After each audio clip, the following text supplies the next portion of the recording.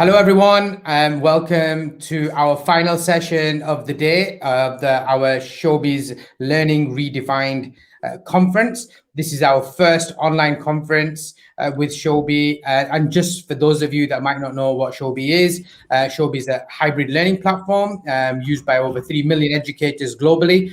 It's used to provide richer, deeper, more meaningful and personalized feedback to learners. Showbie's been around for working with educators for almost 10 years and has a number of really powerful partnerships with a variety of different apps. You can find out more about Showbie on showbie.com. But for this evening's session, I would kind of feeling very honored and privileged to welcome our speaker, Richard Anderton from Mere Green Primary in Birmingham. Just to kind of let you know a little bit about Richard, and I'm sure he's going to kind of tell us a little bit more about himself, but he's working at Multi-Academy Trust, the Arthur Terry Partnership. He is an Apple Learning leader, and he supports colleagues with the effective use of technology in the classroom as well. And he's also the manager of the Apple Regional Training Centre in West Midlands. Richard, welcome to the session. Thank you, Abdul. It's great to be here. I was going to say, we talked a bit before and met you back in 2017 when the ATLP came up to Bolton to have a look around the school, and it was really like a great introduction to Apple technology and how fantastically it's used, and really inspired us to implement that back at Mere Green. Brilliant. So it's great to talk to you this evening. Yeah, it's great to have you with us as well. I've been following you on Twitter. I've been seeing all the kind of amazing stuff that you guys have been doing there, and I think you're kind of on the journey, and you're kind of beginning to experience a lot of great stuff in terms of the possibilities that technology can provide with respect to education as well. But before we kind of dig into that, you've played at international level with tennis. Not quite international. I played at a high level. Right, okay. Represented my my county, men's first team and stuff like that. Played from a very young age. Not so much anymore, I've got to say. Teaching and that work-life balance has sort of taken over. But yeah, played tennis from a very young age. So tell us a little bit about your journey, like where and how did you kind of get into teaching? How long have you been teaching? What do you teach, and so on? That would be interesting to know for the people that are joining us live. Yeah, so I've been a primary school teacher now for 5 years at Mere Green Primary School, as you said.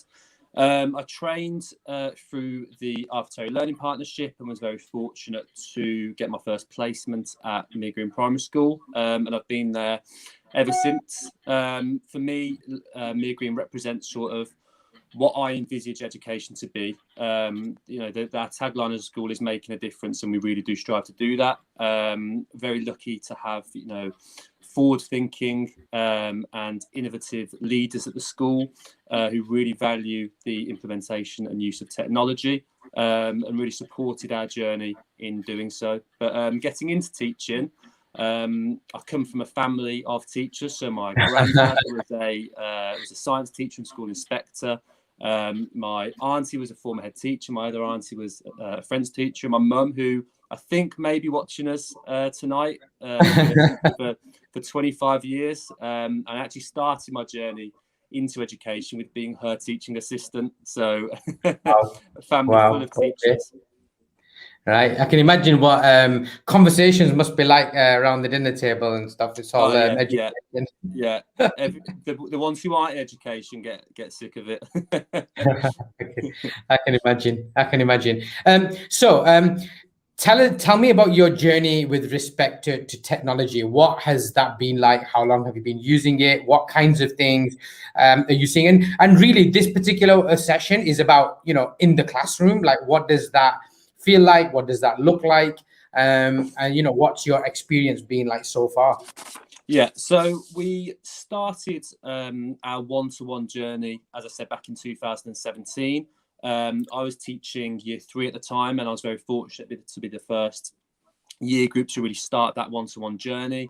We purchased a year group set of iPads, so each child was one-to-one, and it really did sort of forced me to completely change my pedagogy. I think I was at NQT+1 just started, so very early on in my career, but at a point where, you know, I was able to really sort of see the benefit from an early stage of my career. And as I said, it really forced me to change my pedagogy and to really reflect upon the effective use of technology. It's been a long journey.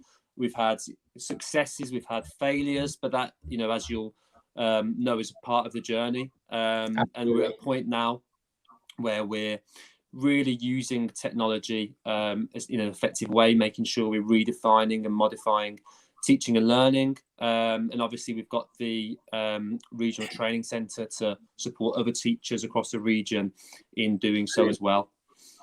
Excellent. So in terms of, like, you know, the pedagogical aspects, right? There are kind of, as we know as teachers, there are, I suppose, lots of research-based approaches. There's lots of tried and tested methods that were, you know, the educators have been using for a long time without technology. Yeah. So can you give examples, or can you share with us kind of what aspects of technology is kind of enhancing those pedagogical approaches? Can share some examples, tell us what kinds of things you mean. So for today, for example, this afternoon, we used Hellogo, which I know you'll know as well, is a fantastic augmented reality app.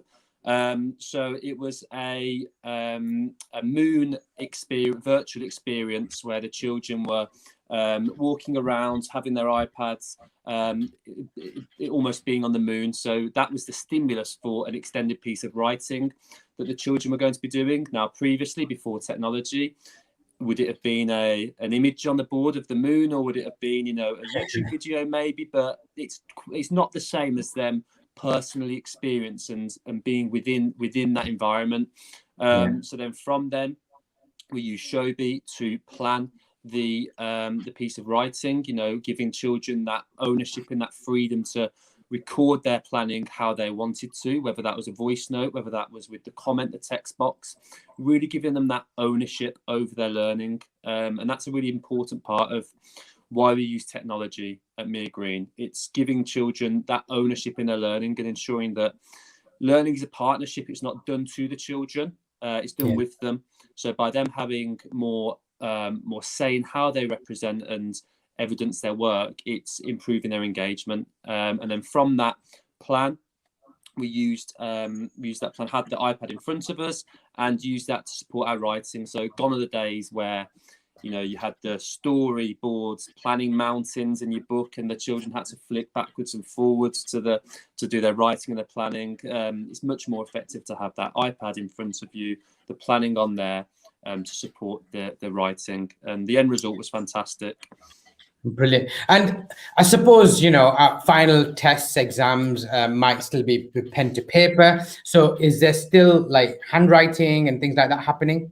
Of course, yeah. So, you know, at Mere Green, we don't, and for, you know, all schools that are going to look down that technology route, it's really important not to forget about those important skills, writing, ensuring that children are still reading books as well as ebooks, etc. But ensuring that it's quality. So we focus on quality, not writing, not the quantity of the writing, and that's a really important part. But of course, we do our daily handwriting, ensuring that there are regular opportunities for children to write extended writing tasks. So it's important that when we use technology, it's for enhancing teaching and learning, not just replicating what could be done in a book. Brilliant. And in terms of the children kind of sharing their experiences, what does that look like in terms of collaboration with technology? How is that different from, you know, from a time when they probably didn't have access to devices? How do you kind of compare that difference? Yeah, well, just the simple aspects of, you know, screen mirroring to the board. Children are able to share the work they do through the use of voice recording features on Showbie. The children are working on that oracy and that speaking and listening skills a lot more regularly. And because they're creating content, you know, whether it's iMovies, whether it's clips, whether it's presentations that they're working on together, they're presenting it in front of the class and really working on that side of the learning, which before I don't think was paid as much attention to. But with the iPad, it's really an enabler to be able to create content and the children to present it. Brilliant. And during like lockdown, and as a lot of schools kind of experience, what was that like for the children in your class in terms of having access and so on? How much of a obviously you've mentioned it was an enabler, but what did it look like when children are at home not coming into school and so on? So again, we were very fortunate at Mere Green that children already had an iPad. They already took it home, which is a big part of our sort of selling point as well, that children are taking their iPads home every day, sort of breaking down that barrier of the school wall. But the fact that children were taking the iPads home already really made it quite a smooth transition, as smooth as possible, to remote teaching and learning. Right. So we had a school-wide policy for teaching and learning that revolved around the use of Showbie, and also class-based, more focused policies as well. So we had a recorded session, a recording teaching session for English, maths, and reading each day. That was obviously uploaded to Showbie. We decided to go down the recorded route instead of the live, so that children could access it at a time that suited them. They could revisit it, whether parents wanted to or could support them as well.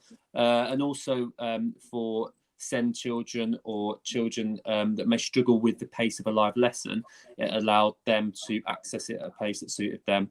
But the use of Showbie during remote teaching and learning really allowed for the effects on progress, attainment, and engagement to be limited. The way that children could choose to upload work from different applications to Showbie, to record the work in a way that suited them, but also the feedback. So the voice recording feedback on Showbie, especially during remote learning, was such a powerful tool for children to hear their teachers' voices, and giving that personalised feedback and to be able to move learning forward without face-to-face teaching was invaluable.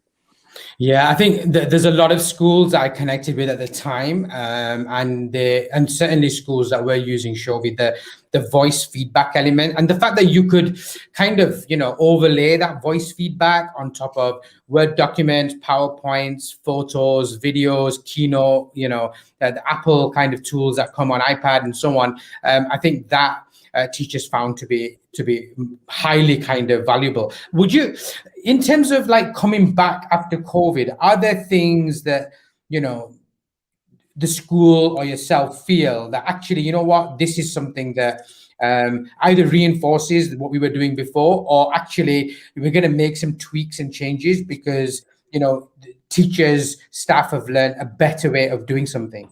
Yeah, so we've talked about the use of recorded lessons and how it can support independence. For instance, if I'm teaching maybe a small group, doing a pre-recorded teaching input that children can access independently and rewatch. But it's important to balance that with the teacher workload and ensuring that teachers aren't having to replicate or do more work. So it's finding that balance. But for us and our whole community, if you talk to parents as well, we did a great parent feedback video on remote learning, and the feedback was amazing. The parents are aware of Showbie and how it works, and we got great feedback about our remote learning offer, and parents talking about the comparisons between different schools and the fact that a lot of their friend schools didn't have the iPads, and just the quality that we could provide compared to schools that don't have that technology. So it was a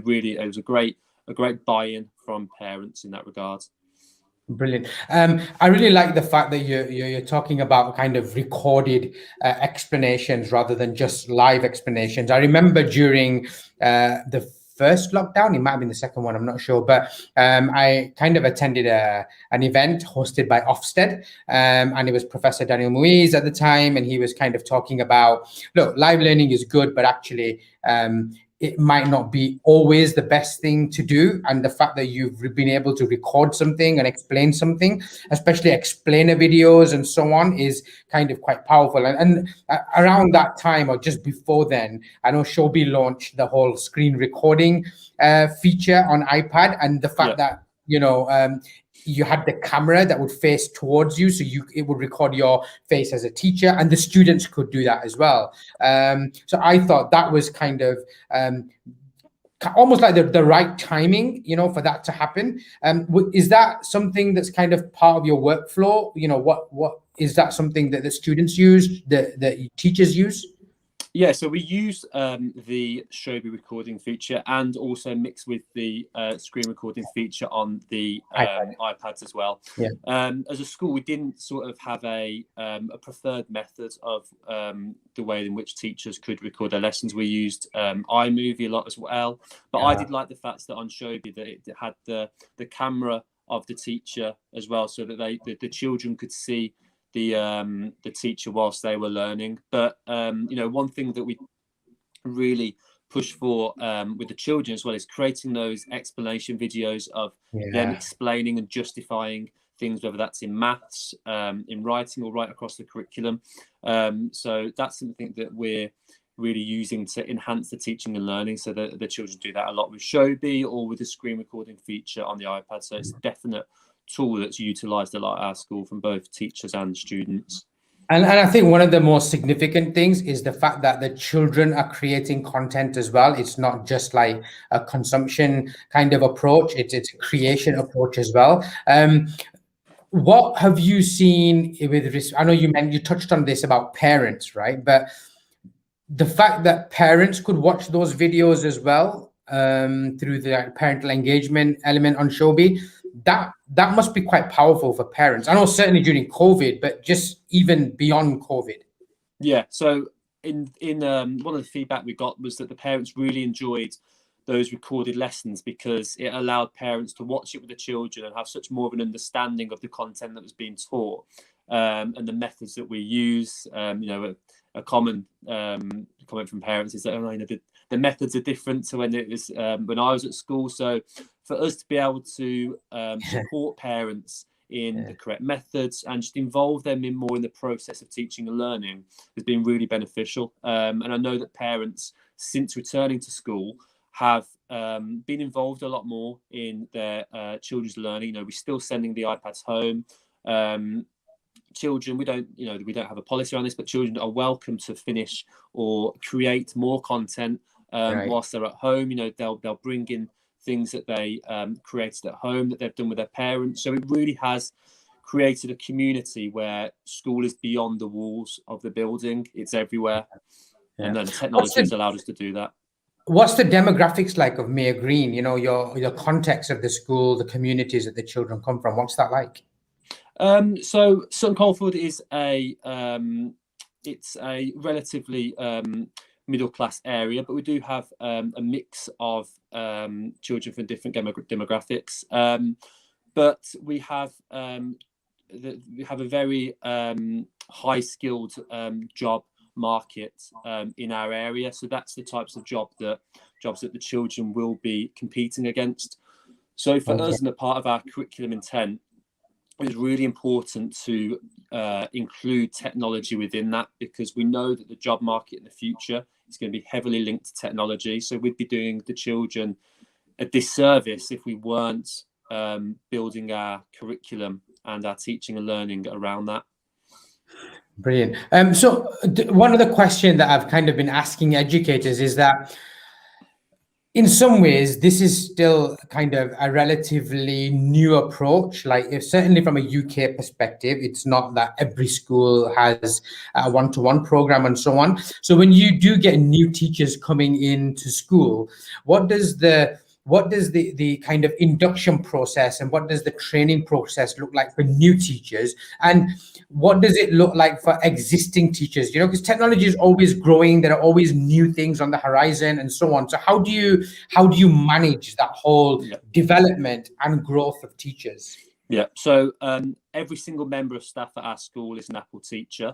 So we support teachers that are new coming to the school and members of staff, because they will all be using Apple technology to become Apple teachers. We recently employed a technology learning support assistant who will work closely with new children who come to the school to upskill them in the technology, but also work closely with teachers as well. So I work very closely with the technology support assistant in that regard, and then making sure that our CPD program is tailored to support the subject knowledge and confidence of teachers in using technology. So we have staff digital leads across the school that have different specialities. So one has early years as a speciality, one has SEND and accessibility as a speciality, and really working closely with year groups in different parts of the school to share best practice.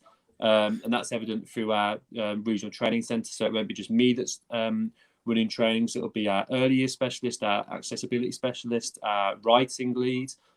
So we really do. Everyone is an expert in their own fields, and it's about sharing that to build upon it. Yeah, I think that a good kind of development program is certainly around technology, but not just technology. It's kind of like bringing teachers technology skills at the same level as their pedagogical skills, so they know when to use it, when not to use it, and how to apply it, and kind of amplify that kind of learning experience. I think that's quite powerful in terms of like investing in that time for teachers to develop. One other thing that for me, I kind of wanted to ask you about is like, so one thing is kind of feedback and learning, which you've spoke about and then kind of shared with us. What does assessment look like? Yeah, in terms of assessment over time. What benefits does technology bring to that area?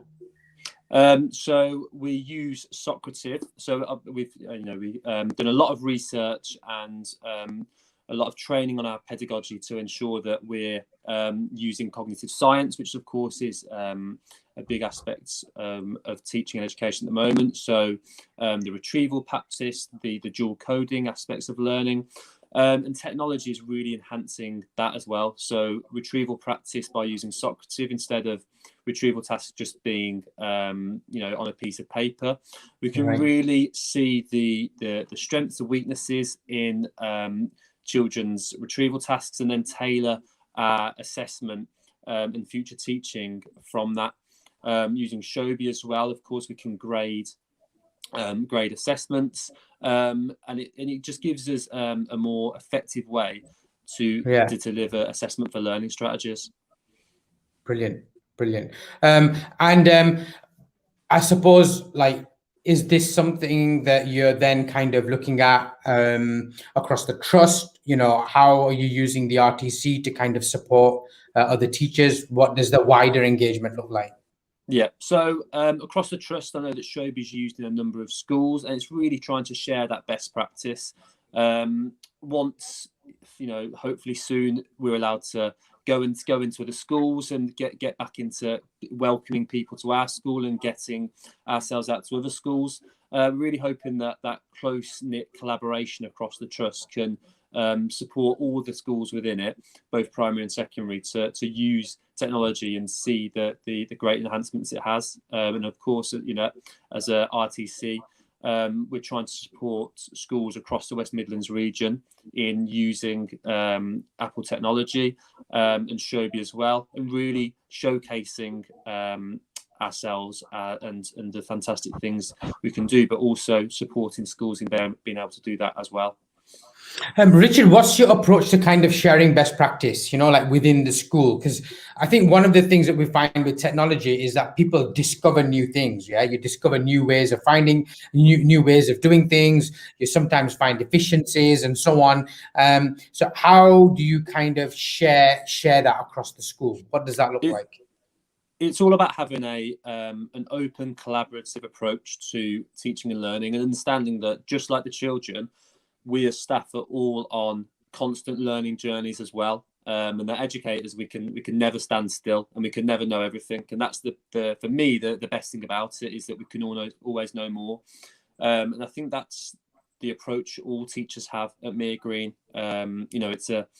it's an approach that's been fostered by the head teacher and the senior leadership team to ensure that learning is something that's taken upon by all staff. So ensuring, we have an evidence-informed basis to our teaching pedagogy, and really thinking about the ways that technology can be used effectively, but sharing that practice as well. So I know that at the moment, again, going physically into the people's classroom isn't able to be done as much, but using recording our lessons and sharing them out with people, and having a coaching culture as well, where we're really thinking about, how can we improve each other. Everyone, as I said earlier, is an expert in something within the field. So it's all about making sure that we can work together to upskill everyone.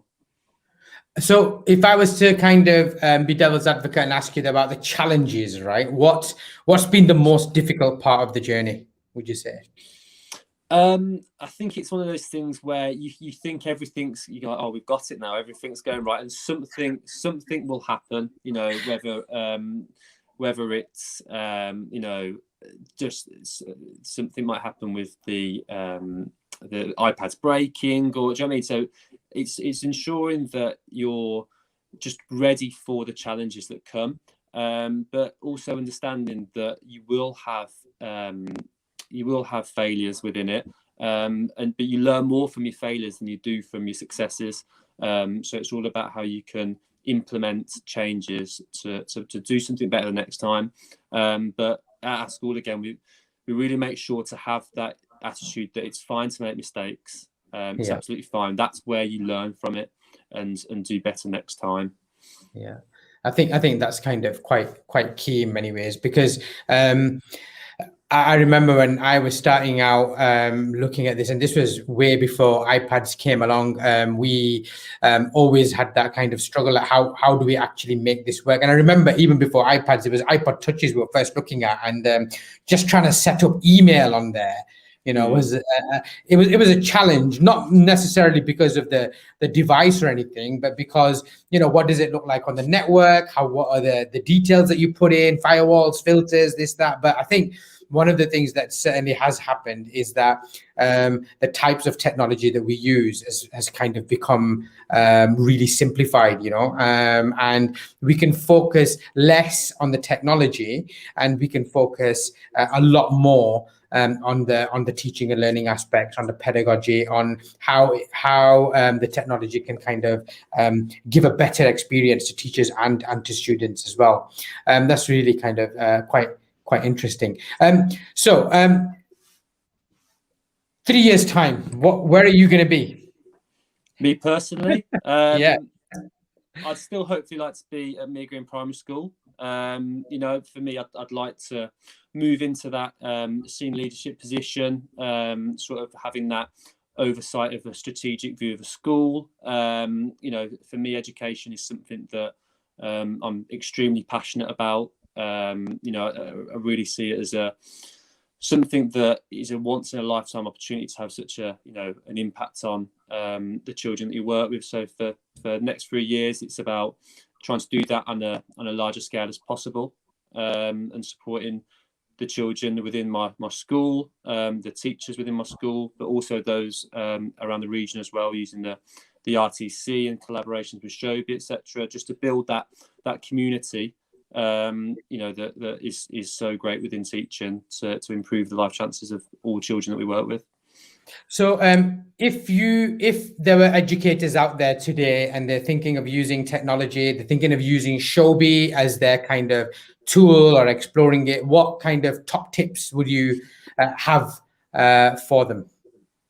I'd say to be fearless, and to just go with it, trust yourself, and treat it as a learning journey, and be really clear with the children that we're all in this together. That we may make mistakes, some things may go right, some things may go wrong, but it's all a process, and just try things, and see what works, see what doesn't, and adapt your practice based on that. But really thinking about the effective ways that technology can be used to enhance teaching and learning. And I can categorically say that it will completely change your pedagogy and the way that you see teaching.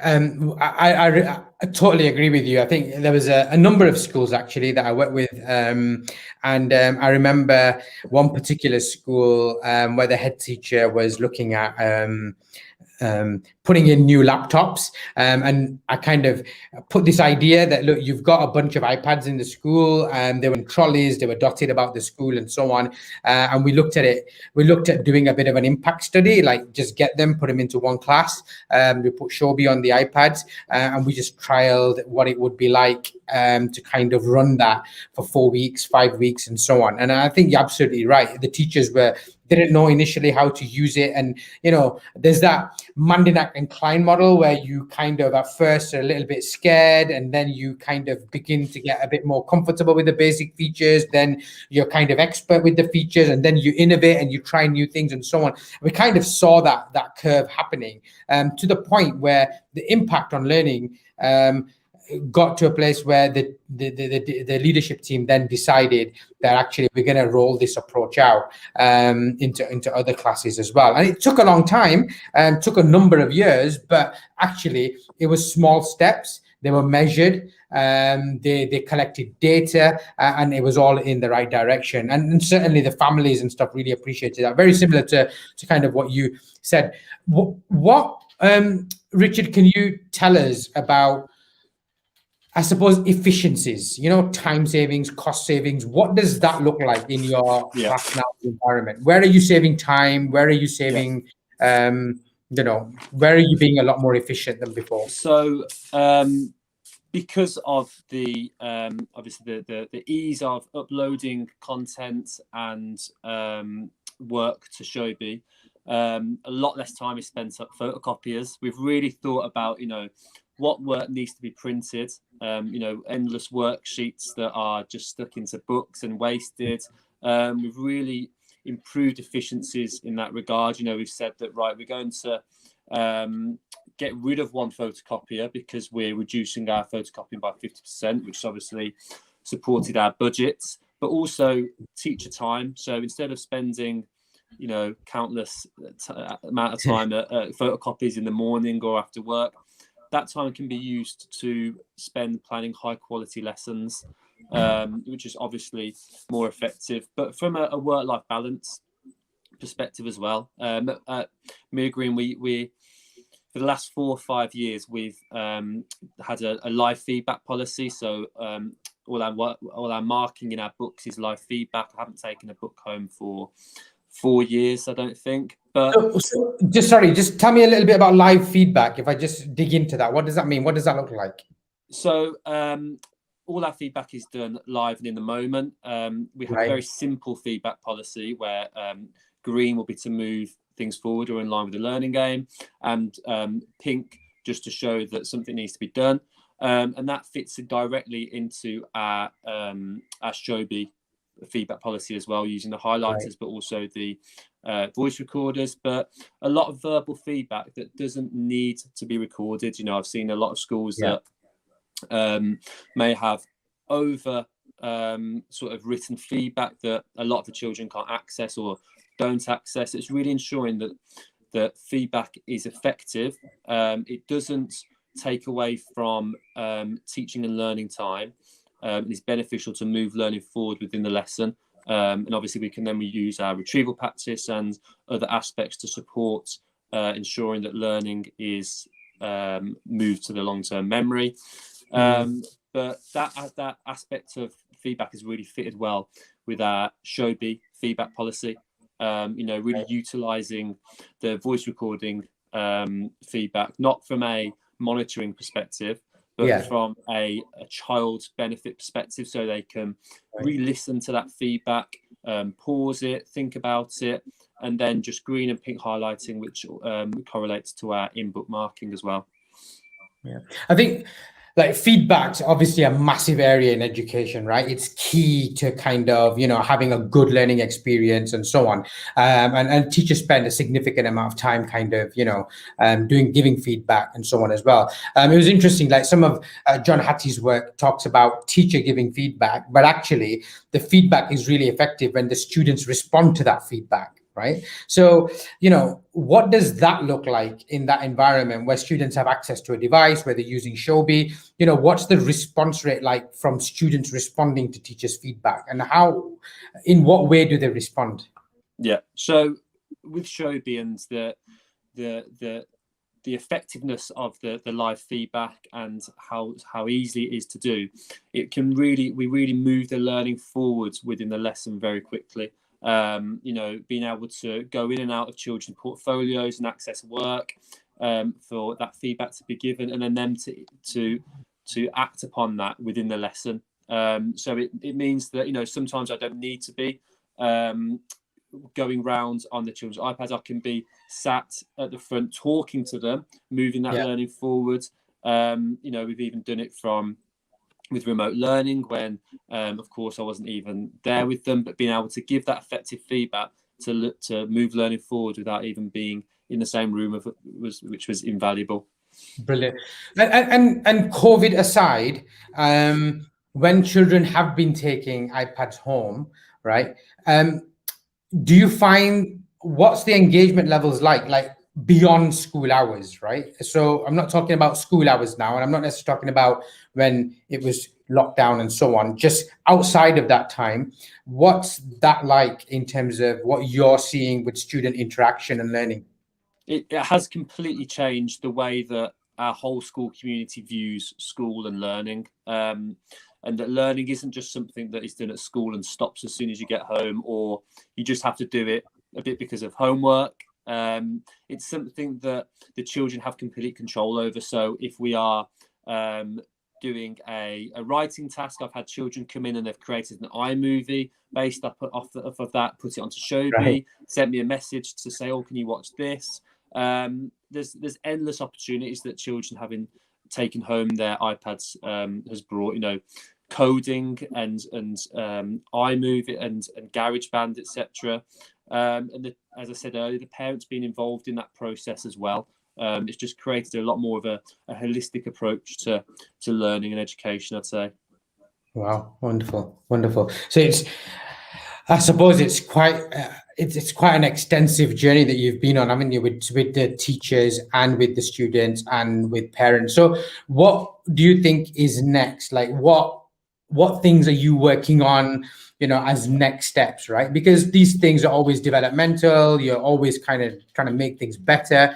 So what's on your kind of plate? What are you looking at from a strategy perspective, or even your own classroom perspective? Yeah. So from a whole school perspective, with my role, it's really ensuring that our curriculum, everything we do, technology enhances it and it's embedded within the curriculum. So I've worked recently with subject leaders across the school, looking at curriculum documents and experiences that can be planned into the curriculum and the long-term plans, to provide teachers with opportunities to enhance teaching and learning through technology, supporting them in that process, so that, you know, giving them ideas to support them in that. You know, teachers, you know, as a classroom teacher myself, I know that when you've got so much to think about, you know, it's helpful to have those experiences and support in planning them.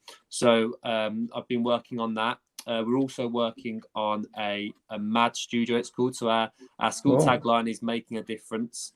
So we're looking at a MAD studio, which will be a dedicated space for enhancing teaching and learning with technology. So a creation studio, a film studio, music area to that, where children will be able to really, you know, redefine and modify their learning, create content that just wouldn't be possible before with technology. You know, we've recently, as I said previously, hired a technology learning support assistant who's leading our student digital champions, and using those as well to support children, but not also children's teachers as well. So they will be almost child TAs and go into different classes around the school to support teaching and learning, and ensuring that by the end of their year as digital champions, they are Apple teachers as well, which is a fantastic opportunity and qualification that they can take with them